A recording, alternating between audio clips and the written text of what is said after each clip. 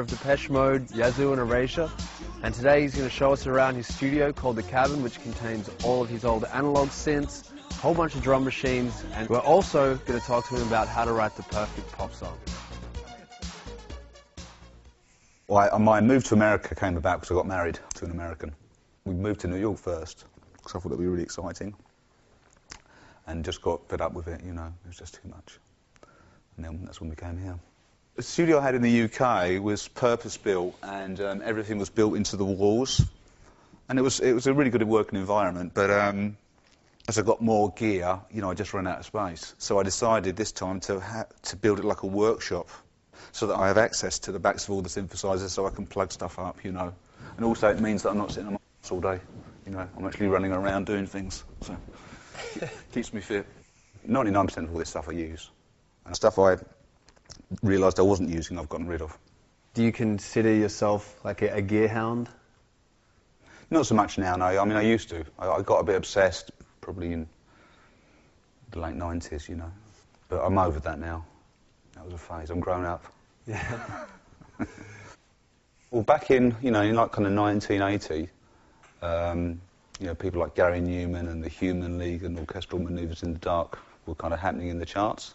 And it was the first time, really, that pop music was being made on electronic instruments. So it was really, really exciting. You know, the punk thing had happened, and that kind of didn't interest me much, because that seemed to be a rehash of everything else. But when the electronic pop scene exploded, I mean, it was just, I was just, you know, it was just so exciting.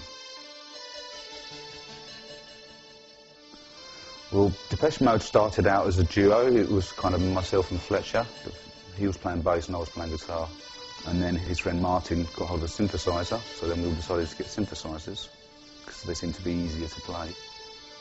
And then we got hold of Dave to do the singing. Right, ready? He would dial in the song number 4, which would be that tempo, go bang, start the drum machine for the song. And that's the exact one that was... Yeah, they're the exact numbers still. Days. Yeah, we used to have 9 songs in our set. Isn't that cool?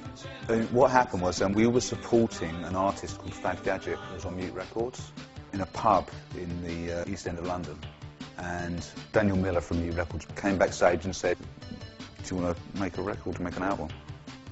It was just like, every day seemed like Christmas. It was just incredible.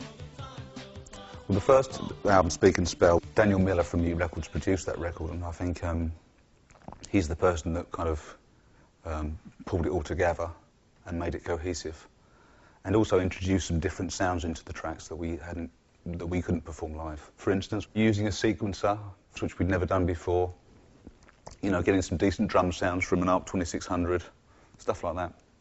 I've heard that you like to build drum sounds out of synthesizers a lot. Most of the drum sounds that Erasure have used have been synthesizer sounds, yeah. You know, I just get a lot of satisfaction out of getting sounds from nothing and not using presets. So this is the famous System 100? Yeah, so this is a Roland System 100. It's this is the first modular synth I got. What's the thinking behind having 6 of them? I don't know. I mean, just because you can make the sounds more complex, and also, I mean, I could take this is kind of the same system really. This is the Roland System 700, and it's kind of the forerunner of that. It's a bigger version, but you know, you can mix and match. So I can take, you know, I can use the filter on that, the VCO on that, the envelope from somewhere else, and you know, try and get a different sound. I mean, obviously with soft synths, it's even easier to do that now. But I like the physicality of doing it as well. You know, I like the idea of using 2 hands to create a sound, rather than just using a mouse. And how do you come across these? I mean, they're not super easy to find. Well, this I bought new. Okay. Because that's how old I am. So do the Pro One then? That's the... Yeah. I feel like I'm like a car salesman or something. This is lovely. This is the Pro One, probably my favourite monophonic synthesizer. It was used for probably most of the sounds on the first Yazoo record. It's got a really warm sound. It's got a very fast envelope, so again, it's good for percussive stuff or basses. Yeah, this is the Syrinx, and it's got just a really unique sound. It's very metallic sounding. What have you used this on? Again, I mean, nearly all of this stuff has been on all the Erasure records. You know, I try and use different synthesizers throughout the album. You know, if I get stuck on one synthesizer, then obviously everything's going to sound the same. So.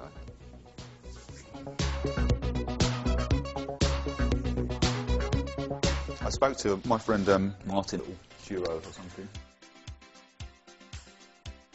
I mean, erasure now, we've been together for almost 25 years, you know.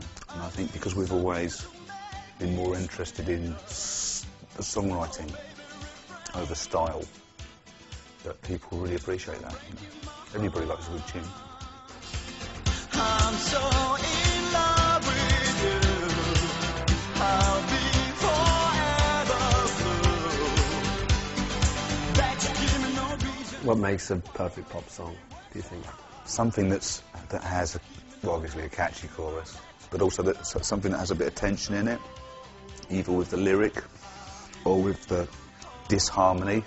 That then it's almost like then you get an emotional release when that goes away. That might be the chorus or something like that. That's to me is great writing.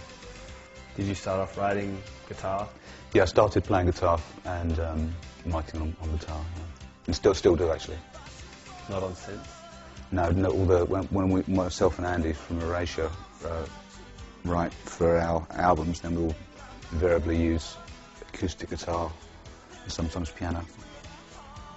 So the electronics and the synthesizers, you know, that's the tools of the trade, really. It just so happens to be what I enjoy using, you know. But when it comes down to it, you know, the songs that we write now, you can play on the guitar and they'll still sound like pretty good songs.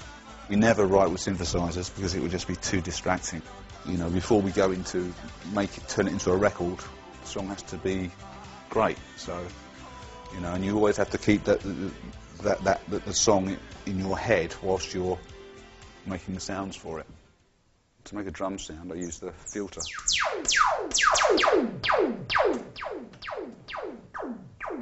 How often do you find yourself going to the 2600 for drum sounds? For kicks, a lot. So it's got like a really good low end.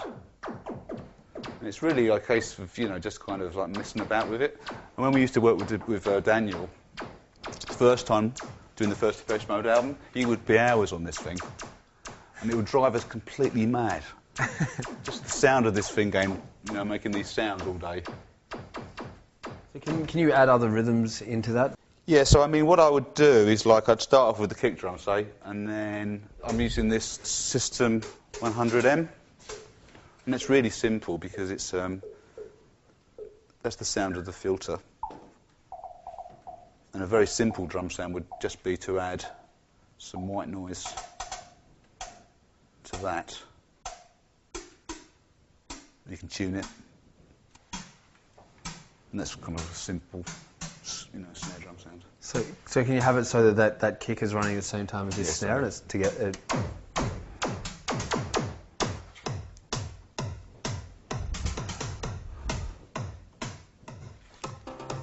I've got this. It's being triggered by the ARP sequencer. So if I say using this for a bass sound, say basic bass sound, and then I can change the notes here randomly.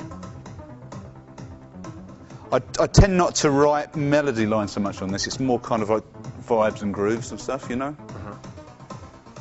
But it's good fun, like working like this, you know. Yeah, it's great. It's a lifelong love affair, and it's you know, it's very, very satisfying, you know, because most of these keyboards don't have memories, so you're creating something from nothing, and hopefully something that, you know, that's never been heard before. Do you think there's ever a point where you might stop, you might pack it in? I think about it now and then, actually, yeah. But I get such a lot of satisfaction out of, you know, making music. You know, I can't think of anything else that I would rather do. I mean, you know, to actually be able to sit down and create, you know, and make something from nothing is so fulfilling. I'm very lucky.